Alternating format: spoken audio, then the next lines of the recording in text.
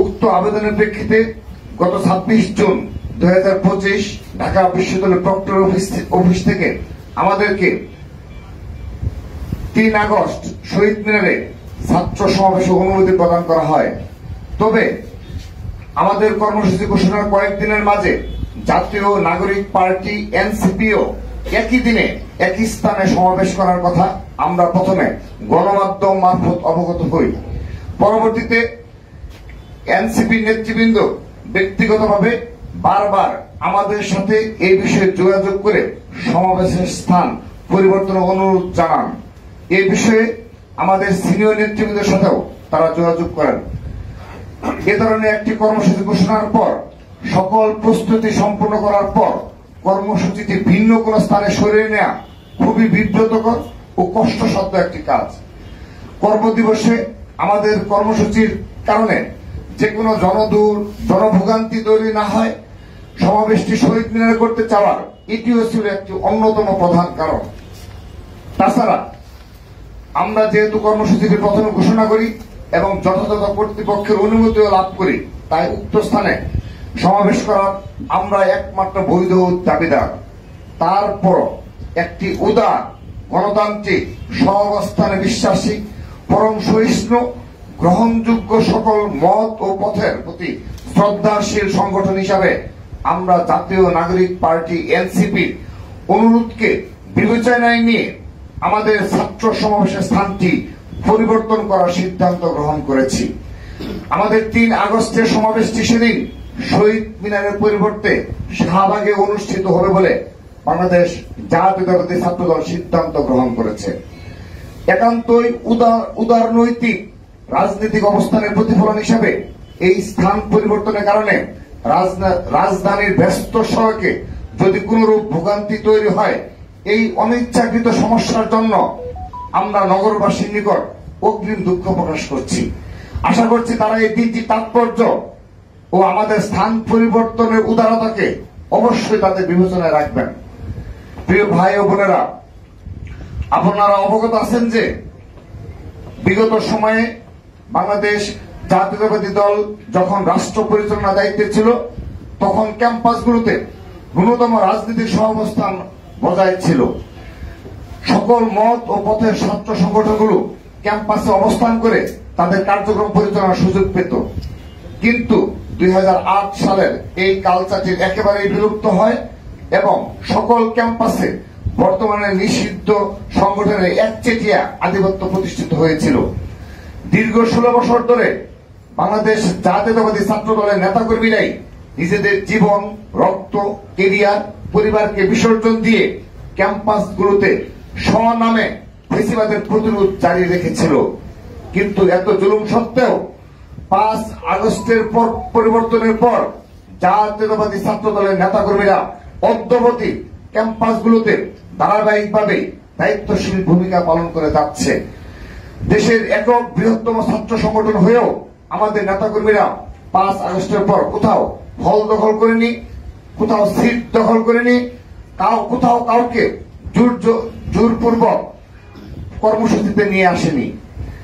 24-এর গণঅভ্যুত্থানে রাজপথে সবচাইতে কার্যকর ভূমিকা রাখা সত্ত্বেও আমাদের অবদানকে বারবার অস্বীকার করার অপচেষ্টা করা হয়েছে। আমাদেরকে নানাভাবে কুণ্ঠাসা করার চেষ্টা করা হয়েছে, মততন্ত্র কায়েম করা হয়েছে, অপপ্রচার করা হয়েছে, গুজব ছড়ানো হয়েছে, অনলাইনে কুৎসিত আক্রমণ করা হয়েছে। কিন্তু এই সব কিছুর বিপরীতে বাংলাদেশ জাতীয়তাবাদী ছাত্রদল শান্তি ও সহাবস্থানের রাজনীতি করে যাচ্ছে। এই সমাবেশের স্থান পরিবর্তন ঘটনা এর সর্বশেষ উদাহরণ। আমরা চাইলে সমাবেশটি ঘোষিত স্থানেই করতে পারতাম। আমাদের সকল প্রস্তুতি ছিল, আমাদের সেই ধরনের সাংগঠনিক প্রস্তুতি সম্পন্ন হয়েছে।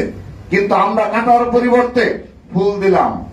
আমরা উস্কানির বিপরীতে শান্তি ও সহাবস্থানের বার্তা দিলাম। আমরা মনে করি আমরা অকারণ উত্তেজনা ছড়ানোর বদলে উদারতার অনন্য দৃষ্টান্ত স্থাপন করলাম। আমরা মনে করি এই ঘটনা বাংলাদেশের ছাত্র রাজনীতির ইতিহাসে শান্তি, সম্প্রীতি, উদারতা ও সৌহার্দ্যের অনন্য নজির হয়ে থাকবে। যারা সফল অভ্যুত্থানের পর অভ্যুত্থানের একক মালিক হয়ে উঠতে চাইছেন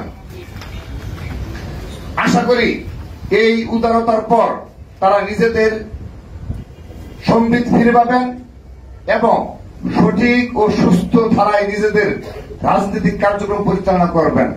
অন্য সকল মত ও পথের প্রতি ন্যূনতম শ্রদ্ধা পোষণ করবেন।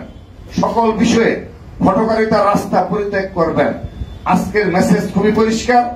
আমরা আগামী দিনে দেশের শিক্ষাঙ্গনগুলোতে ইতিবাচক ধারার গণতান্ত্রিক শান্তিপূর্ণ সহাবস্থানের পরস্পর শ্রদ্ধাপূর্ণ সৌহার্দ্যমূলক পলিসি নির্ভর ছাত্র রাজনীতি করতে চাই। এই পথে উদারতা ও পরম সহিষ্ণুতাই হবে বাংলাদেশ জাতীয়তাবাদী ধারার রাজনীতি শক্তির পাথেয়।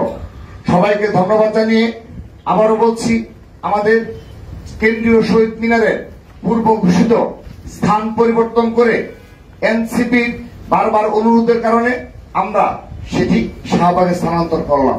সবাইকে ধন্যবাদ। বাংলাদেশ জিন্দাবাদ।